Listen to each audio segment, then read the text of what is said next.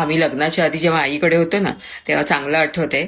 आमच्याकडे कोणी पाहुणे वगैरे येणार असतील ना, तर आई नेहमी सांगायची की जरा व्यवस्थित कपडे वगैरे घाल, जरा छान हे कर, आणि त्यांच्यासमोर असं करायचं नाही, हे तसं करायचं नाही, असं वागायचं नाही, हे बोलायचं नाही, ते बोलायचं नाही, असं बरंच आईचं काय काय काय काय असायचं, लक्षात ठेवायला लागायचं. तर मग त्या गोष्टी त्याच्या मुलांना जर असं सांगायला गेलं ना, जरा टापटीप व्यवस्थित वगैरे, ते काय आम्हाला बघायला येणार आहेत का?